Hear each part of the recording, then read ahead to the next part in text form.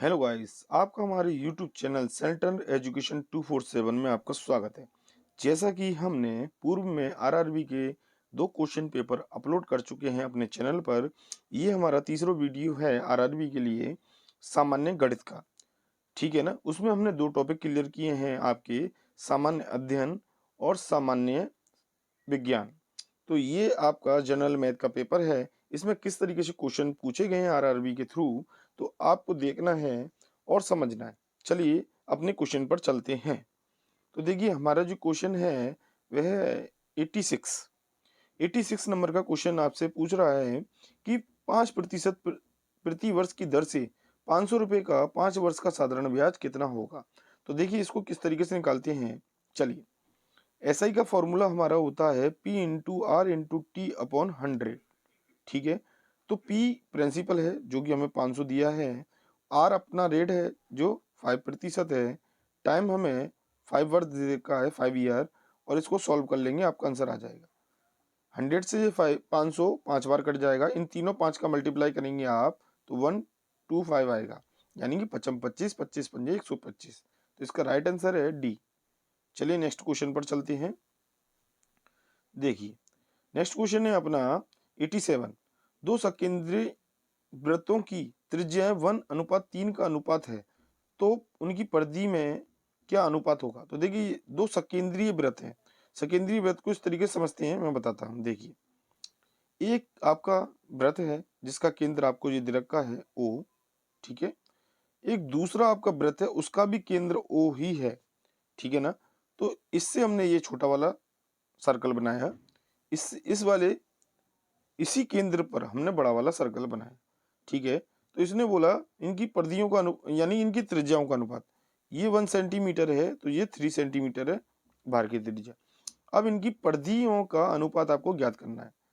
तो चलिए समझते हैं इसको। देखिए अब देखिए R1 की वैल्यू 1 है, R2 की वैल्यू 3 है, हमने मान लिया। ठीक है।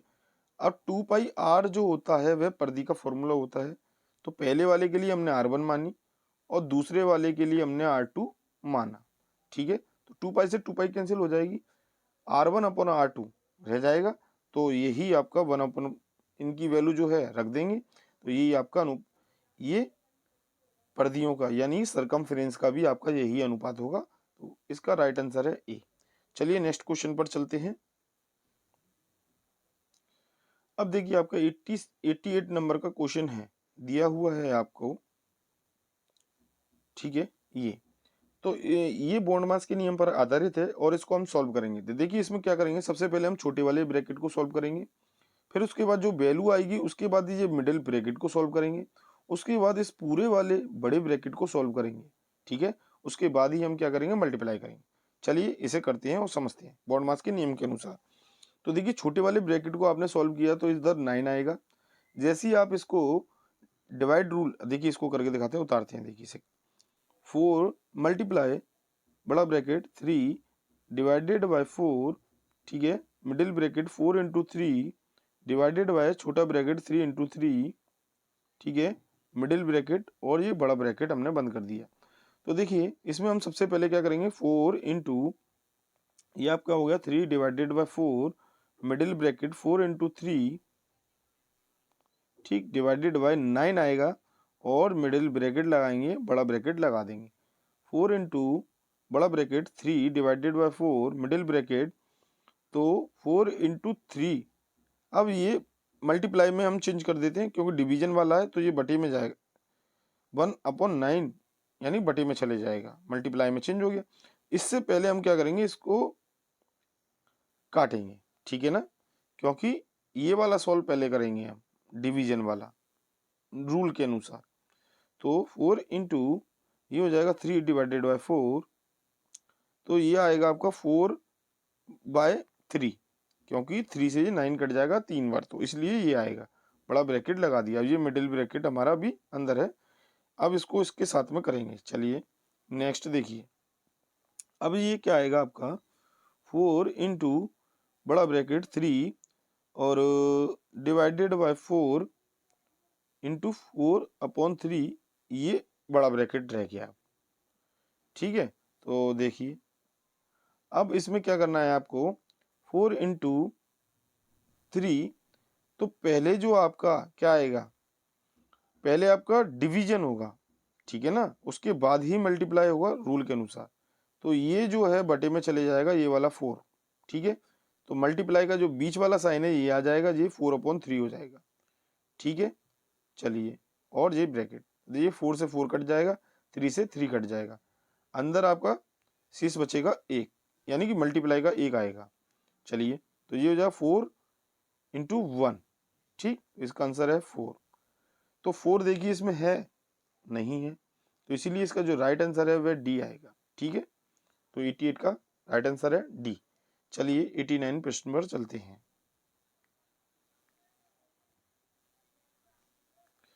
देखिए 89 प्रश्न समझते हैं इसको। देखिए, एक नल है आपका ए, एक तालाब को भरने में उसे 3 घंटे लेता है, ठीक है। दूसरा आपका नल है बी, उसी के लिए 6 घंटे लेता है समय भरने में। यदि दोनों नलों को चालू रखा जाए तो तालाब को भरने में कितना समय लगेगा। तो देखिए इसको किस तरीके से करेंगे। तो देखिए, सबसे पहले जब भी आपको बोले तो उसको मानेंगे हम ए नल है, वह 3 घंटे में भरता है, ये नोट करेंगे। बी वाला आपका 6 घंटे में, इसको नोट करेंगे। इन दोनों का एलसीएम निकालेंगे, 18 आएगा। यदि 3 से इसको डिवाइड करेंगे, 3 से इसको डिवाइड करेंगे 18 को, तो ये आएगा 6, और 6 से इसको डिवाइड करेंगे तो ये आएगा 3। तो यदि हम 6 और 9 को, ये 6 और 3 को जोड़ देंगे तो 9 आएगा। तो ये आपका आएगा एक दिन की कैपेसिटी है आपकी, यानी कि एक घंटे में, सॉरी, एक घंटे की कैपेसिटी है। एक घंटे में आप कितना भर दोगे, दोनों मिलके 9 भाग भर दोगे वर्क का। ये टोटल वर्क है, ठीक है। ये एक दिन का वर्क है। यदि टोटल वर्क में आप एक दिन का वर्क दोनों का जो आप मिलके काम कर रहे हो उससे डिवाइड कर दोगे तो आपका आंसर आ जाएगा। तो वह आपका 18 है टोटल वर्क। 9 आपका खुद का काम है, दोनों का मिलकर एक दिन में काम कर, एक घंटे में काम कर रहे हो, दोनों मिलकर 9। तो कितने घंटे में खत्म होगा, तो इसलिए आप इससे डिवाइड कर दोगे, तो आपका आंसर आ जाएगा 2। क्या आएगा, 2 घंटे, यानी 2 हार में आपका काम हो जाएगा पूरा। तो इसका जो राइट आंसर है वह आपका सी ऑप्शन होगा। चलिए नेक्स्ट क्वेश्चन पर चलते हैं। अब देखिए नेक्स्ट क्वेश्चन क्या है आपका 19 नंबर का। देखिए, पानी से भरा 6 मीटर व्यास और 4 मीटर ऊंचाई का एक औंधा शंकु टैंक रिसता है, जिसका सिरा जमीन को छूता है। रिसाव को रोका गया जब पानी का तल 1 मीटर उतर गया, तो टैंक में कितने प्रतिशत पानी अब तक शेष है। तो इसको देखिए विजुअलाइज तरीके से समझते हैं, ये क्वेश्चन आपको जब भी समझ में आएगा। तो देखिए, इसमें आप एक शंकु बनाया, ठीक है, इस तरीके से। तो ये यहाँ से केंद्र से लेके यहाँ तक की दूरी इसकी आर है, और ये यहाँ से लेके यहाँ तक की इसकी हाइट है, ठीक है। इस तरीके से मैं समझा रहा हूँ आपको। अब क्या होता है, 1 मीटर इसकी हाइट गिर जाती है, सपोज करिए ये इतना रह जाता है, यहाँ तक का पानी जो है सारा खाली हो गया। अब ये शंकु यहाँ तक रह गया। अब ये मैंने उल्टा क्यों रख रखा है, क्योंकि उसने बोला है औंधा शंकु है और इसमें से कुछ पानी गिरता है। गिरने पे क्या होगा, इसकी ये वाली हाइट लेस होगी, हाइट लेस होगी तो इसकी रेडियस भी कम हो जाएगी, यानी कि ये छोटे शंकु में परिवर्तित हो जाएगा बड़े शंकु से। पहले इतना बड़ा था, अब जिस छोटा रह गया। इस छोटे वाले शंकु में जो पानी है उसका प्रतिशत हमें बताना है इस बड़े शंकु के सापेक्ष, यानी कि उसका कितना प्रतिशत पानी उसमें शेष है। तो इसको हम समझते हैं। तो इसको इस सवाल को समझने से पहले आपको एक मेथड ध्यान रखना पड़ेगा। जब पानी रिसेगा तो पहले जो आर थी, अब जो आर है पानी रिसने के बाद, दोनों में अंतर होगा, क्योंकि ये बड़ी थी ये छोटी थी। इसी प्रकार से हाइट जो थी पहले बड़ी थी, फिर उसके बाद जैसी पानी घटेगा तो इसकी हाइट भी कम हो जाएगी। तो आपको ये ध्यान रखना है। तो हम क्या करेंगे, इसको समझने के लिए देखिए अब कैलकुलेशन के माध्यम से समझते हैं। पहले जो आपको आर दे रखी है पहले वाले शंकु की, ठीक है ना, बड़े वाले शंकु की, वह 6 मीटर, सॉरी, ये आपका व्यास है 6 मीटर, दो तो 3 मीटर आपकी क्या हो जाएगी, रेडियस हो जाएगी। एच तो आपकी 4 मीटर रहेगी, ठीक है। अब नेक्स्ट वाले शंकु की आर क्या रहेगी, तो हम क्या करेंगे, उस आर, वो आर हमें पता नहीं चलेगी, हाइट तो हम बता देंगे। हाइट हमारी क्या हो जाएगी, 3 मीटर हो जाएगी 1 मीटर घटने के बाद। जैसे ही पानी कम हो जाए, ये H1 मान लेते हैं, ये H2 पानी, भाई उसने बोला ना 1 मीटर पानी घट जाता है, ठीक है ना। तो फिर वो 3 मीटर हाइट रह जाएगी। अब रेडियस हम कैसे पता कर सकते हैं, तो देखिए रेडियस पता करने का एक नियम है, वो आपको हमेशा ध्यान रखना है। यदि r अपॉन h का आपको रेशियो पता है, ये कितना है 3/4, तो आप दूसरे वाले का रेशियो इसके इक्वल रख सकते हो r2 अपॉन h2, ये रख सकते हो क्योंकि रेशियो हमेशा सेम रहेगा। ठीक है, तो रेशियो कभी परिवर्तित नहीं होता है। ठीक है ना। तो देखिए अब इससे हम r2 की वैल्यू निकाल लेंगे। किस तरीके से निकालेंगे देखिए, अब मैंने आपको बताया R1 अपॉन H1 बराबर R2 अपॉन H2, इस वाले फॉर्मूले को पुट करेंगे और आंसर निकालेंगे। तो देखिए R2 की वैल्यू आप निकाल लेंगे, R1 की वैल्यू 3 है 3, और H1 की वैल्यू आपकी 4 दे रखी है, तो R2 अपॉन H2 की वैल्यू 3 हो जाएगी क्योंकि कम हो जाएगा, इसका मल्टीप्लाई इधर हो जाएगा तो ये 9/4 हो जाएगा, आपका R2 की वैल्यू आ गई आपकी। ठीक है, तो ये R2 की वैल्यू आप ध्यान रखना। ठीक, कितनी है, R2 की वैल्यू आपकी है 9/4। ठीक है, और R1 की वैल्यू आपको पता ही है, दे रखी है 3 मीटर। तो अब क्या करोगे आप, अब पहले वाले शंकु का आयतन निकालोगे, दूसरे वाले शंकु का आयतन निकालोगे। तो आयतन का v का फॉर्मूला यानी आयतन का फॉर्मूला होता है 1/3 पाई r स्क्वायर h। ठीक है, तो इस वाले फॉर्मूले से आप क्या करोगे, दोनों के अलग अलग आयतन निकालोगे, आयतन 1 आयतन 2। तो देखिए निकालते हैं, v1 आप निकालते हो तो 1/3 पाई r स्क्वायर h। तो फॉर्मूला लगाएंगे 1/3 पाई, r कितनी थी आपकी 3 × 3 और h थी आपकी 4 पहले वाले के लिए। ठीक है, तो इस 3 से ये 3 कैंसिल, तो ये आ जाएगा 12 पाई r। तो v1 की जो वैल्यू है आपकी वह 12 पाई है, तो ये नोट कर लेना आप। ठीक है, चलिए ये हमने यहाँ लिख देते हैं, v1 की जो वैल्यू है वह कितनी है 12 पाई। ठीक है, नेक्स्ट वाला क्वेश्चन करते हैं। देखिए अब v2 की वैल्यू हम निकालते हैं, v2 में अपने 1/3 पाई आर स्क्वायर एच फॉर्मूला लगाएंगे। 1/3 पाई आर की वैल्यू कितनी थी 9/4। ठीक है ना, 9/4 के रेशियो में थी, 9/4 इंटू 9/4 इंटू हाइट कितनी थी 3, क्योंकि एक लेस हो गई थी, 4 हाइट थी, जब पानी निकल जाएगा तो 3 मीटर रह गई थी। चलिए इस 3 से इस 3 को कैंसिल कर देते हैं, तो ये हो जाएगा 99 में, यानी 9 में 9 का मल्टीप्लाई करेंगे 81 पाई ऊपर, और ये 4 × 4 कितना हो जाएगा 16। ठीक है, तो ये आपकी क्या निकल के आया, ये आपका वॉल्यूम 2 निकल के आया। ठीक है, v2, तो v2 की वैल्यू आप यहाँ लिख लेती है 81 पाई अपॉन 16, तो ये हमने लिख लिया। ठीक है, नेक्स्ट अब जो कैलकुलेशन है वह करते हैं। देखिए परसेंटेज पूछ रहा है, अब वो बोल रहा है जो हमारा छोटा वाला था शंकु, उसकी परसेंटेज कितनी है पहले वाले शंकु के अनुसार। तो छोटे वाले शंकु का जो वॉल्यूम है आपका वह क्या है, वह है आपका 81 पाई अपॉन 16। ठीक है, और जो बड़े वाला है उसका कितना था 12 पाई मल्टीप्लाई बाय 100। इससे आपका परसेंटेज निकलेगा, दोनों वैल्यू यानी कि छोटे वाले का परसेंटेज निकल जाएगा कि उसकी वैल्यू कितनी है 12 पाई के सापेक्ष, पूरे के सापेक्ष। तो इसको निकालते हैं। देखिए अब ये 81 पाई आप कर दोगे, अब 16 का आप मल्टीप्लाई करोगे 16 × 12, और ये पाई आपका आएगा इंटू 100। ठीक है, इस पाई से तो ये पाई कैंसिल हो जाएगा। तो अब देखिए, तो ये वैल्यू आपकी आएगी 81 अपॉन 192 इंटू 100। जब आप इसको सॉल्व करोगे, ठीक है, तो आपका क्या आंसर आएगा, आपका आएगा 42.19%, ये आपका आंसर आएगा। ठीक है, तो देख लेते हैं इसमें आपका आंसर है या नहीं। तो देखिए इसमें ए और बी सी है नहीं ये वाला आंसर, तो इसका आंसर जो होगा, राइट आंसर जो आपका होगा वह डी होगा। ठीक है, तो आप कैलकुलेशन करके देख सकते हैं, इसको सॉल्व कर सकते हैं। चलिए नेक्स्ट चलते हैं 91 क्वेश्चन पर।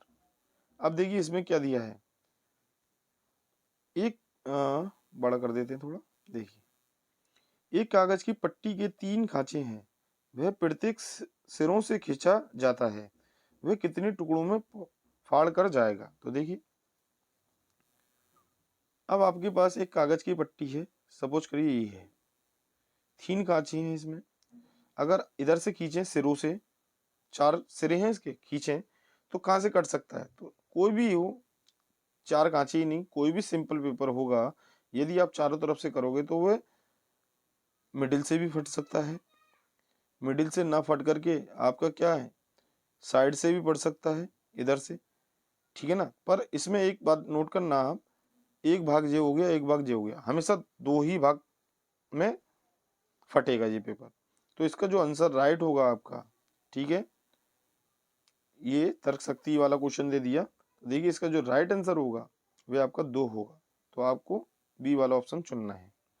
चलिए नेक्स्ट आगे करते हैं 92 क्वेश्चन। अब देखिए आपका 92, एक समकोण त्रिभुज है, आपको दिया गया है 92 में, उसका पार्श्व आपका 3 है और कर्ण उसका कितना है, 5 है, 5 इकाइयां हैं, लंबाई के हैं, अन्य पार्श्व ज्ञात कीजिए। यानी पार्श्व माने क्या हो, साइड। एक साइड आपको 3 दे रखी है, तो देखिए एक साइड की वैल्यू आपको 3 है और एक साइड की वैल्यू यानी कि 5 है, तीसरी साइड पूछी है। तो राइट एंगल ट्राइंगल इस तरीके से बनता है। तो इसने कर्ण बोला है आपका, देखो 5 है तो इसको इधर रखेंगे, ये बेस है या लेंथ है ये बताया नहीं है, तो हम कोई भी एक चुन सकते हैं। तो सपोज करिए हमने इसको मान लिया 3 इसका बेस है, तो इसकी लेंथ क्या होगी ये हमें निकालना है। तो इसको हम किस तरीके से निकाल सकते हैं, पाइथागोरस प्रमेय से। तो उसका फॉर्मूला होता है आपका, कर्ण का स्क्वायर बराबर होता है आधार का स्क्वायर प्लस लंबाई का स्क्वायर। ठीक है, इस फॉर्मूले लगाएंगे तो 5 का स्क्वायर इज इक्वल टू आधार कितना है, 3 का स्क्वायर और प्लस लंबाई का स्क्वायर।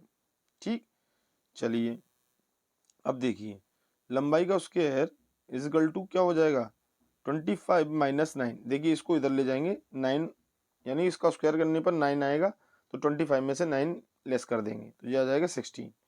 ठीक है, लंब का स्क्वायर इज इक्वल टू 16।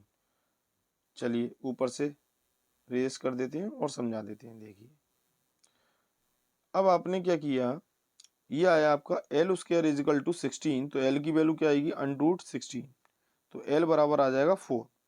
तो इसका जो राइट आंसर है वह क्या आएगा आपका, 4 आएगा, 4 इकाई। तो सी आंसर इसका हो गया। ठीक है, चलिए नेक्स्ट क्वेश्चन पर चलते हैं। नेक्स्ट क्वेश्चन है आपका 93। देखिए आपको संख्या डिजिट में दे रखी है 7 7 7 7 और 7 6 बार दे रखा है ऊपर, और 11 से आपको डिवाइड करना है। तो इसको सिंपल तरीके से आप कर लेना, क्योंकि सिंपल से ही ये आपका हो जाएगा। देखिए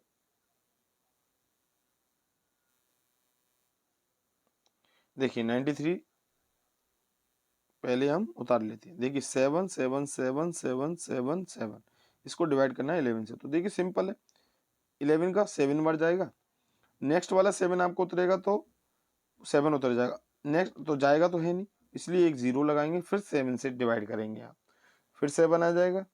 ठीक है ना, 7 बार चले जाएगा, फिर 7 उतारोगे, फिर नहीं जाएगा तो फिर 0 लगाएंगे, फिर 7। तो इसका जो राइट आंसर है वो आपका पहला वाला उत्तर ही है ए। ठीक है, तो इसको आप सिंपल तरीके से कर सकते हो, सिंपल डिवीजन है, तो इसमें कोई ज़्यादा परेशानी वाली बात नहीं है। चलिए नेक्स्ट क्वेश्चन को देखते हैं। देखिए 94 नंबर का जो आपको क्वेश्चन दिया है, एक चौकोर की भुजाओं को दुगनी की जाती है, यानी एक चौकोर है उसकी भुजा को दुगनी कर दिया जाता है तो उसके क्षेत्रफल में कितना प्रतिशत बढ़ता है, तो ये आपको बताना है। तो देखिए चौकोर आकृति बनाइए आप पहले,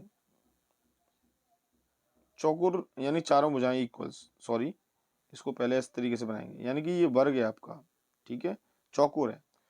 अब ये बोल रहा है उसकी भुजा को दुगनी की जाती है। पहले सपोज करो ए थी, ये भी ए हुई, यानी सारी भुजाएं इसकी ये होंगी। अब उसने क्या कर दिया, 2a 2a और 2a और 2a कर दिया, यानी दुगनी कर दी। तो उसके क्षेत्रफल में कितना प्रतिशत वृद्धि हुई, यानी बढ़ा। तो इसका क्षेत्रफल क्या होता है, ए स्क्वायर, इसका कितना होगा 4a स्क्वायर। बढ़ोतरी कितने की हुई, 3a स्क्वायर की। ठीक है, यहाँ से समझ में आ गया ना। देखिए इसका जो पहला क्षेत्रफल निकलेगा साइड इंटू साइड से ए स्क्वायर, और इसका जो निकलेगा 4a²। ठीक है, इन दोनों के बीच में जो गैप है, अंतर है, वह कितने का, 3a का। तो बढ़ोतरी हमारी कितने की हुई, बढ़ोतरी हमारी हुई 3a की। ठीक है, तो 3a की हमारी बढ़ोतरी हुई है 3a² की, किसके सापेक्ष हुई है, टोटल 4a² के सापेक्ष।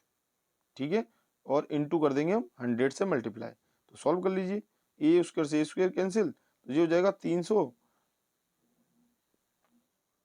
सॉरी कहीं गलती है,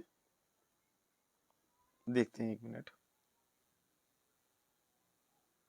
सॉरी 4a के सापेक्ष नहीं निकालेंगे हम, इसे पहले वाले त्रिभुज के सापेक्ष निकालेंगे कितने की बढ़ोतरी हुई, क्योंकि पहले वाले त्रिभुज का हमारा क्षेत्रफल a² है ना, तो उसके सापेक्ष जो नया जो अंतर आया है उसको निकालेंगे, सॉरी a² से डिवाइड करेंगे, इसीलिए आपका क्या आएगा 300%, इसका आंसर आएगा राइट।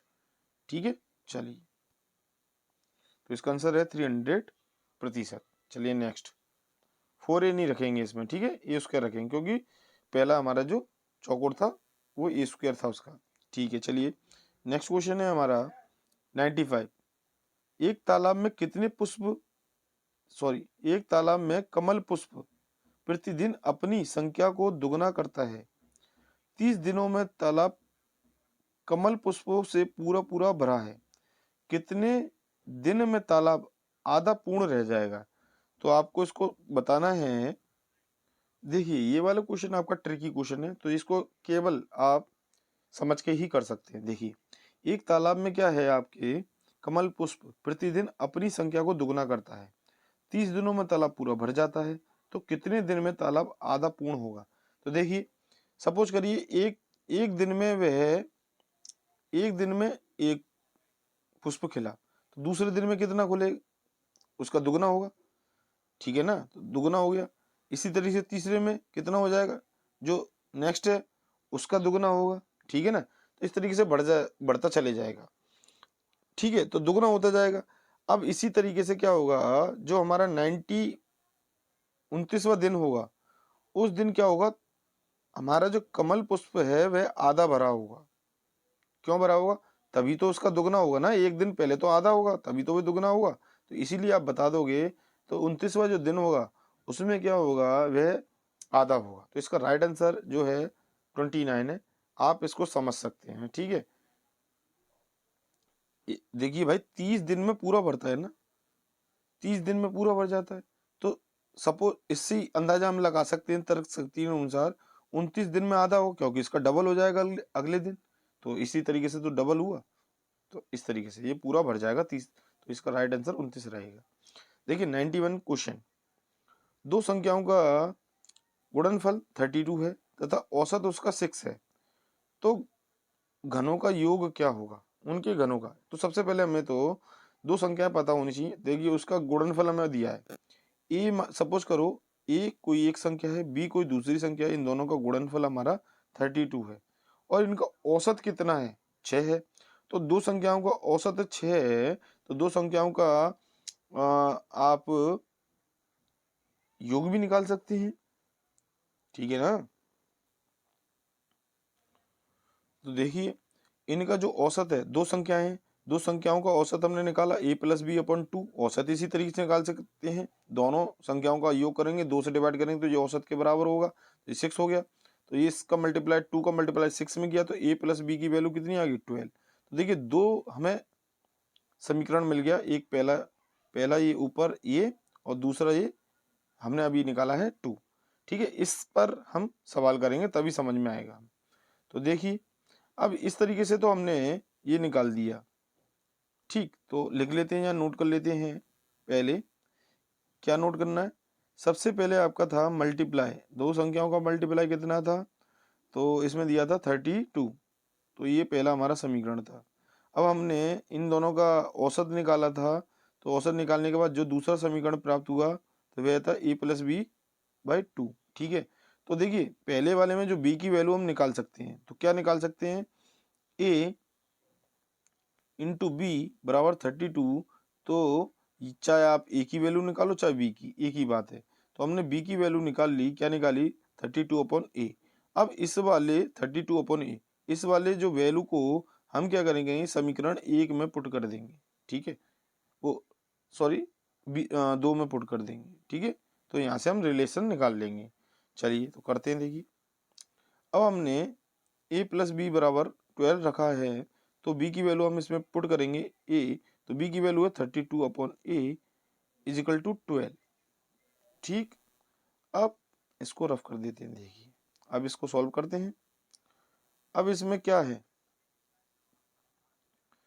अब ये हो गया आपका a plus 32 upon a is equal to 12, LCM लिया तो ये हो जाएगा a square plus 32 is equal to 12a, ठीक। A square minus 12a plus 32 is equal to 0, ये आपका एक फॉर्मूला बन गया, किसका, क्वाड्रेटिक इक्वेशन, यानी कि द्विघात समीकरण आपका बन गया। तो इसको आप सॉल्व कर लो तो आंसर आपका आ जाएगा। तो अब 32 के ऐसे डिवीजन करने हैं आपको कि 12 आ जाए जोड़ने पर, ठीक है ना। तो इसका आएगा 8 4 जा 12, ठीक है। तो जोड़ने पर तो 12 आएगा, मल्टीप्लाई करने पर 32, तो दे a square minus 8 plus 4 a plus 32 is equal to 0, a square minus 8a minus 4a plus 32 is equal to 0। तो इसमें से ए कॉमन आएगा, a माइनस 8, ठीक है, और इसमें से माइनस का 4 कॉमन आएगा तो a minus 8 is equal to 0। तो इसका जो दो आएंगे आपके a माइनस 8 और a minus 4 is equal to 0, तो इसके जो आंसर हैं आपके क्या आएंगे, तो इसका आपका आंसर आएगा, एक आएगा वैल्यू 4 और दूसरी वैल्यू आएगी आपकी 8, ठीक है। चलिए इसको रफ कर देते हैं थोड़ा सा। तो देखिए आपकी दो वैल्यू आई, एक 4 और एक 8, ठीक है। अब उन्होंने बोला है इन दोनों जो संख्याएं उनका घन करके योग करना है। तो 4 का क्यूब करेंगे हम सबसे पहले, प्लस करेंगे 8 के क्यूब में, तो ये आप जब इसका क्यू निकालोगे 4 का तो ये 64 होता है, और 8 का जब निकालोगे आप 512 होता है। तो इसका राइट आंसर आएगा 576, ठीक है। तो देखते हैं किस ऑप्शन में है, डी ऑप्शन में आपका दे रखा है ये वाला, ठीक है। तो आपको ध्यान रखना है, 96 हमने कर दिया। चलिए नेक्स्ट पे चलते हैं, 97। अब देखिए 97 क्वेश्चन है आपका, कोयले का मूल्य 20% बढ़ता है तो उपभोग में कितने प्रतिशत कम कर दें कि उसके खर्च में कोई भी बढ़ोतरी ना हो। तो देखिए इसमें कुछ फॉर्मूले होते हैं, जब इस टॉपिक को आप समझोगे उसके बाद ही आप उन फॉर्मूलों को समझ पाओगे। तो ये वाला टॉपिक आप समझोगे, ठीक है, प्रतिशत चैप्टर के अंदर है। तो देखिए इसमें सिंपल एक फॉर्मूला होता है, वो ट्रिक वाला फॉर्मूला मैं आपको बताता हूँ, जो मेन फॉर्मूला है इसका चैप्टर में है। तो इसमें है फॉर्मूला लगता है, जब आपकी कमी कर दिया जाए तो आपको नीचे क्या है वो प्रतिशत जोड़ देनी है, और यदि वृद्धि की जाए तो आपको नीचे। तो देखिए मैं बताऊं किस तरीके से करना है, 100 इंटू क्या करोगे आप, मूल्य वृद्धि रखोगे ऊपर, ठीक है, नीचे 100 प्लस में मूल्य वृद्धि। तो देखिए इसमें कमी हो रही है इसलिए हमने नीचे मूल्य वृद्धि रखी, मैंने आपको बताया ना अपॉन में, यानी कि जो हर है हमारा डिनोमिनेटर है उसके अंदर आप वृद्धि रखना, और यदि आप यहाँ पर आपसे पूछे प्रतिशत वृद्धि तो आप यहाँ पे लेस कर दोगे हानि, ठीक है। तो इस फॉर्मूले में पुट करते हैं, देखिए 100 इंटू आपकी कितने प्रतिशत वृद्धि हो रही है, 20% की वृद्धि, और ये हो जाएगा आपका 100 प्लस 20, ठीक है, ठीक, आपका आंसर निकल जाएगा। तो देखिए मैं करता हूँ इसे, देखिए ये हो जाएगा 200 0 यानी 2000 ऊपर हो जाएगा, नीचे हो जाएगा 120, इसको इससे काट दिया, ठीक। अब 12 से आप इसको काट दो, जैसे ही आप काटोगे तो इसका क्या आएगा 16.67, आप सॉल्व करके देख सकते हैं, ठीक है। तो इसका राइट आंसर है बी 98। 14 को दो आधारी अंक पद्धति में निरूपित करिए। तो देखिए ये तो आपका बाइनरी नंबर का क्वेश्चन है, तो इसके लिए आपको पहले बाइनरी नंबर समझना पड़ेगा, ये चैप्टर थोड़ा डिफरेंट है, तो आप इसको पहले बाइनरी अंक को समझे, उसी के बाद ये समझ में आएगा। नेक्स्ट क्वेश्चन पर हम मूव करते हैं। देखिए 29 नंबर का जो आपका क्वेश्चन है, एक रेलगाड़ी ए से बी तक 60 किलोमीटर प्रति घंटा की चाल से और लौटकर बी से ए तक 40 किलोमीटर प्रति घंटा की चाल से दौड़ती है। इस पूरी यात्रा को के दौरान गाड़ी की औसत चाल आपको बतानी है। तो देखिए इसको समझते हैं। ए एक पॉइंट है, ठीक है, और बी आपका दूसरा पॉइंट है। यहाँ से यहाँ तक आपकी ए जो है, ए से लेके बी तक एक रेलगाड़ी है, चलती है। तो यहाँ से यहाँ तक जो दूरी तय करती है वो 60 किलोमीटर प्रति घंटा से चलकर तय करती है। उसके बाद बी से वापस ए तक आती है, तो वह 40 किलोमीटर प्रति घंटा की औसत रफ्तार से आती है। तो देखिए इसमें एक सिंपल फॉर्मूला होता है आपका औसत चाल निकालने का, 2xy upon x plus Y. तो x हमने इसमें क्या माना 60 किलोमीटर की चाल, y हमने माना 40 किलोमीटर की चाल।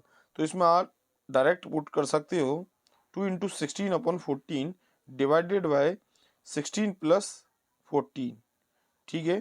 तो देखिए नेक्स्ट ऊपर कर देते हैं इसे। देखिए अब क्या होगा, ऊपर जो आएगी आपकी वैल्यू वह आएगी आपकी 2 इंटू 16, एक बार और उतार देते हैं, 60 प्लस 40।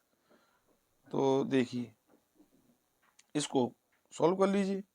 ये हो जाएगा 2 इंटू 16 इंटू 14 अपॉन ये कितना हो जाएगा 100। इस जीरो से ये दोनों जीरो कैंसिल। अब 6 दूनी 12, 12 12 चौक 48, तो 48 किलोमीटर प्रति घंटा, ठीक है ना। तो ये इसका आंसर आएगा आपका सी। इस वाले फॉर्मूले से आप कर सकते हो, ठीक है। दूसरी विधि भी है इसकी। देखिए इस तरीके से कर सकते हैं। 60 माना आपने और 40 माना, इन दोनों का एलसीएम लिया आपने, क्या निकला 120 आया। इसको दुगना कर देना, बस ये वर्ग अपना दूना। तो पहले आप सबसे पहले दुगना बाद में करना, उससे पहले इनकी एफिशिएंसी निकाल लीजिए। 16 से 120 को डिवाइड करो कितनी बार जाएगा, 2 बार, ठीक है। और 40 से करोगे तो कितनी बार जाएगा, 3 बार, ठीक है। इन दोनों का कितना आया 5, ये हो गया 240। इससे 5 से आप कर दोगे तो ये हो जाएगा 5 चौक 20, 5 40, 48। इस तरीके से भी आप कर सकते हैं, ठीक है। चलिए नेक्स्ट लास्ट क्वेश्चन अपना, 2 घंटे दिन का क्या प्रतिशत है, यानी 2 घंटे पूरे दिन का कितने प्रतिशत है। तो 2 घंटे को आप रखोगे ऊपर, 24 घंटे होते हैं एक दिन में, इसका प्रतिशत आपको बताना है। इससे आपने इसको काटा कितनी बार गया 12 बार, और 12 से आप इसे निकाल सकते हो। तो ये आपका होगा 100/12। दोनों को आधा करिए पहले, 50/6 हो जाएगा, और आधा कर दीजिए जो हो गया 25/3%। इसका आंसर राइट है बी। तो ये था हमारा, यहाँ तक की कैलकुलेशन थी मैथ की। ये हमारी परीक्षा उपयोगी है। आपका हमारे चैनल पर बने रहने के लिए धन्यवाद। अगर हमारी वीडियो आपको अच्छी लगे तो आप हमारे चैनल पर कई वीडियो प्राप्त करेंगे जो आपकी परीक्षा उपयोगी है। हम आशा करते हैं कि आप अपने लक्ष्य के प्रति अग्रसर हों और आप अपने लक्ष्य को तय करें। यहाँ तक के लिए धन्यवाद, बहुत बहुत धन्यवाद।